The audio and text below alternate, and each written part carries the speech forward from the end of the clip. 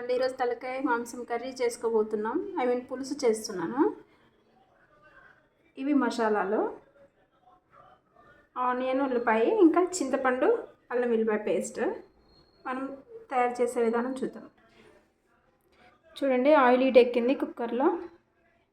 ఇప్పుడు ఈ మసాలాలన్నీ అందులో వేసేసుకున్నాం. తర్వాత అలానే కొంచెం జాజికాయ పొడి కూడా. ఇది కొంచెం ఫ్రై అవ్వాలి. అయ్యాక మనం ఆనియన్ వేసుకున్నాం. చూడండి, ఇవి వేగిపోయాయి కదా కొంచెం. ఇప్పుడు మనం ఆనియన్ ఇంకా పచ్చిమిర్చి ఇవి రెండు అందులో వేసేసుకొని కలుపుకుందాం. చూడండి, ఈ విధంగా కలిపాం కదా. ఇది కొంచెం సేపు మూత పెడదాం ఆనియన్స్ మగ్గే వరకు. ఇది ఒకసారి చూద్దాం. చూడండి, ఆనియన్స్ కొంచెం మగ్గాయి కదా. ఇప్పుడు మనం ఇందులోనే కొంచెం పసుపు, తర్వాత అల్లం వెల్లుల్లిపాయ, ఇంకా ఎండు కొబ్బరి 3 కలిపి ఇలా పేస్ట్ చేసుకున్నాను. ఇది కూడా వేసేద్దాం. ఇది ఒకసారి కలిపేద్దాం. చూడండి, ఇది కొంచెం వేగింది కదా. ఇప్పుడు ఇందులోకి మటన్ వేసుకున్నాం. తలకాయ మటన్ ఇదంతా వేసేద్దాం ఇందులోకి.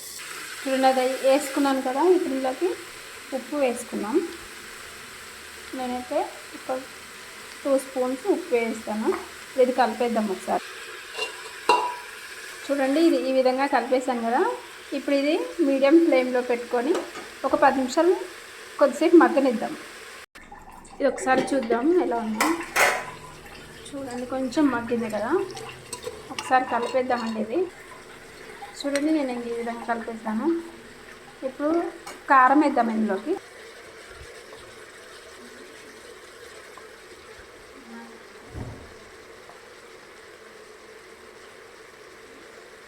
ఈ స్పూన్ చిన్నదండి, అందుకని మొత్తం 4 స్పూన్స్ 4.5 వేస్తున్నాం. అంటే కొంచెం స్పైసీ ఉంటే బాగుంటుంది కదా, అందుకని. ఇప్పుడు దీన్ని ఒకసారి కలిపేద్దాం.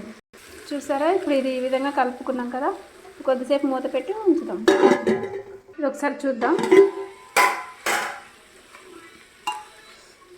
కొంచెం మగ్గింది కదా. ఇప్పుడు ఇళ్ళకి మనం వాటర్ వేద్దాం.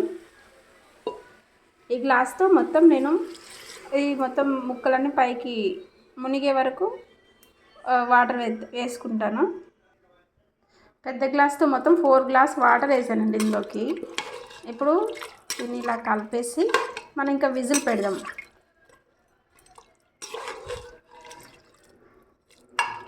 ఓకేనా?